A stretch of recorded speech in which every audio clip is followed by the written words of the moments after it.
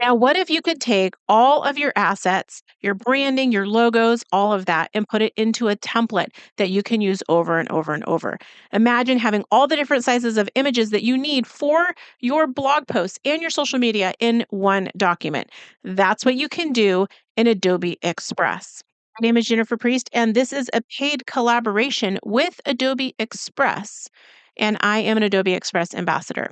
Now, today I'm going to be sharing with you how to take those assets stored in Creative Cloud libraries like your logo, your brand colors, and use those to create a branded template for your blog posts. Actually, going into your blog and finding the dimensions for your featured image and the different image sizes that you have on the blog, and then creating a template in Adobe Express that you can use over and over to create your assets, just like what I just showed with this Ribbon Roses blog post here at the beginning. This is actually a file that I have that I'm using on my blog.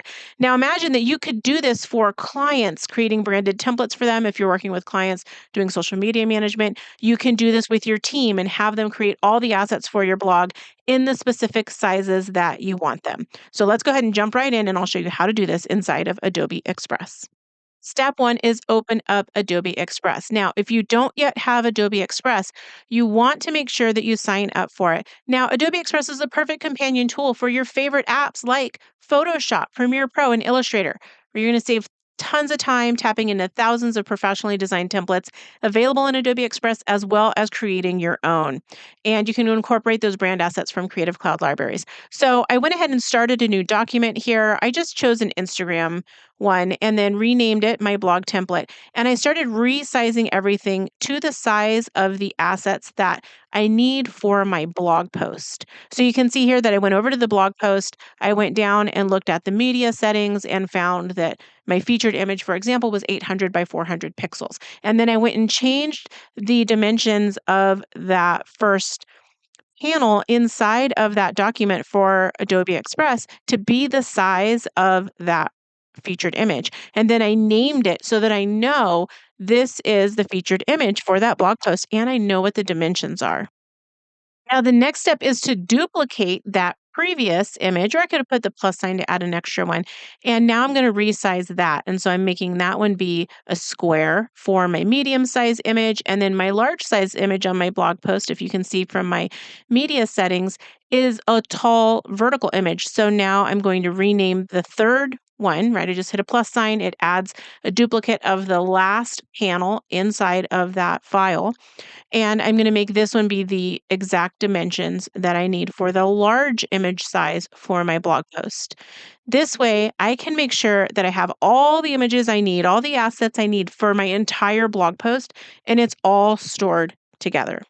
Okay, so that one's already named. And the next thing I want to do is go ahead and create the pin images, the social media images, my Instagram image, my YouTube, thumbnail art, etc. I want to create all those templates in this one document, and this will now create the template that I'll use for blog post after blog post from here on out and forever. So you can see I'm just duplicating and then creating more different assets, renaming them, making sure that the dimensions are all correct, etc., etc., etc.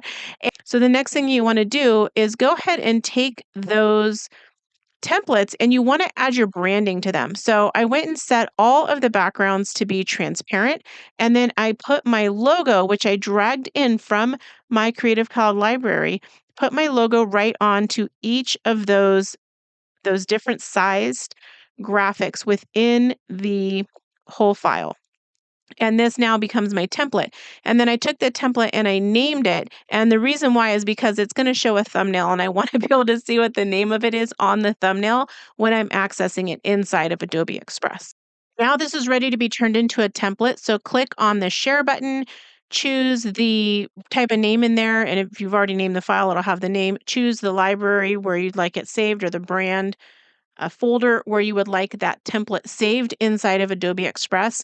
Now you can add a note to the template describing what it's for. This is great if you're working with a team or you have clients and you want them to be able to access this on the go. Now that the template has been created, you'll access it by going to Your Stuff, then go to Libraries, click on the library where you've saved the template, and scroll down and you'll be able to find the template down at the bottom. And this is why we want to put that text on there so that we can see in the thumbnail what this is about. Once you open it up, you'll click Start a New File, and it will go ahead and create a new file from your template. And that is what you can use to create all the assets for the blog posts and all the associated social media that goes with it all in one place, just like I did for my ribbon rose template. Now, before you do all that, you want to go ahead and delete that text that you put in there as a placeholder so that that shows on the thumbnail. Go ahead and delete that and get that out of the way so that it's not there. And then you can go ahead and get started with designing. Now be sure to click the link down below. If you have not yet signed up for Adobe Express, you can get it for free. And if you want the premium plan where you can access all of the Creative Cloud libraries within Adobe Express, you need to have a Creative Cloud membership. So click the link below to get information on all of that.